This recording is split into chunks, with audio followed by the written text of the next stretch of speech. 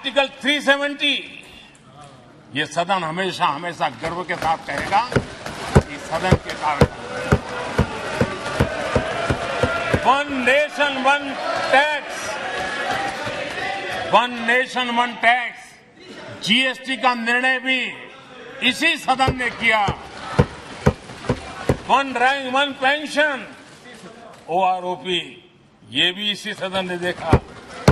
गरीबों के लिए 10% आरक्षण कोई विवाद के बिना पहली बार इस देश में करने में सफल रहे। आदरणीय अध्यक्ष जी, भारत के लोकतंत्र में तमाम उतार चढ़ाव हमने देखे और ये सदन लोकतंत्र की ताकत है, लोकतंत्र की ताकत की साक्षी है, जन विश्वास का एक केंद्र बिंदु रहा है।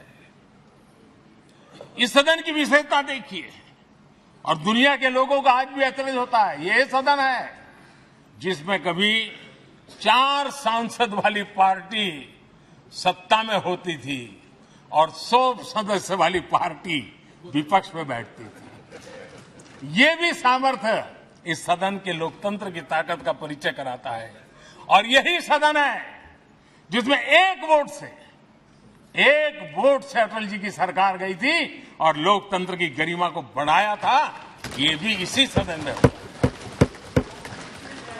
आज अनेक छोटी छोटी रीजनल पार्टियों का प्रतिनिधित्व हमारे देश की विविधता को, हमारे देश के एस्पिरेशंस का एक प्रकार से वो आकर्षक केंद्र बिंदु बना है।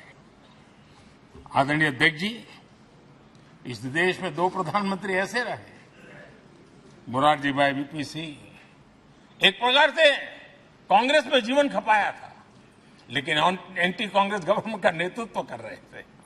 ये भी इसकी विशेषता थी।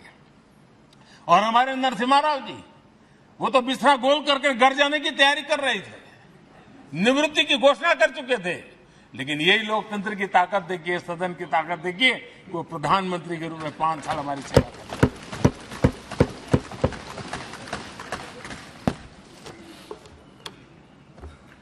आदरणीय अध्यक्ष जी, सबकी सहमति से कठिन कार्य होते हुए हमने देखे हैं। 2000 की साल थी, अटल जी की सरकार थी। इसी सदन ने 3 राज्यों का गठन सर्वस्वीकृति से किया और बड़े उमंग उत्साह से किया। जब छत्तीसगढ़ की रचना हुई तो उत्सव छत्तीसगढ़ ने भी मनाया, उत्सव मध्य प्रदेश ने भी मनाया। जब उत्तराखंड की रचना हुई तो उत्सव उत्तराखंड ने भी मनाया, उत्सव उत्तर प्रदेश ने भी मनाया। जब झारखंड की रचना हुई तो उत्सव झारखंड ने भी मनाया, उत्सव बिहार ने भी बताया। ये हमारे सदन का सामर्थ्य, सब सहमति का वातावरण बना करके। लेकिन कुछ कड़वी यादें वो भी हैं कि तेलंगाना के हक को दबोचने के लिए भारी प्रयास हुए, खून की नदियां भी बही और बनने के बाद न तेलंगाना उत्सव मना पाया, न आंध्र उत्सव मना पाया। एक कटुता के बीज बो दिए गए। अच्छा होता उसी उमंग और उत्साह के साथ हम तेलंगाना का निर्माण करते तो एक नई ऊंचाई पर आज तेलंगाना पहुंच चुका होता। आदरणीय अध्यक्ष जी, संविधान सभा ने, आदरणीय अध्यक्ष जी, इस सदन की परंपरा रही है। संविधान सभा ने उस समय अपना दैनिक भत्ता 45 रुपये से कम करके 40 कर दिया था।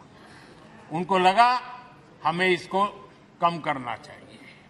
आदरणीय अध्यक्ष जी, यही सदन है कैंटीन में मिलने वाली सब्सिडी, जो बहुत कम पैसे में खाना मिलता था, इसी सदस्यों ने उस सब्सिडी को भी खत्म कर दिया और पूरा पैसा देकर के अब कैंटीन में खाते हैं।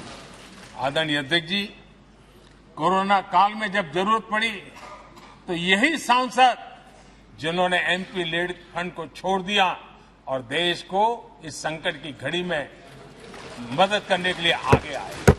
इतना ही नहीं, कोरोना काल में कोरोना काल में इसी सदन के सांसदों ने अपने तनख्वाह में 30% कटौती की और उन्होंने देश के सामने आए हुए संकट में अपनी बहुत बड़ी जिम्मेवारी निभाई।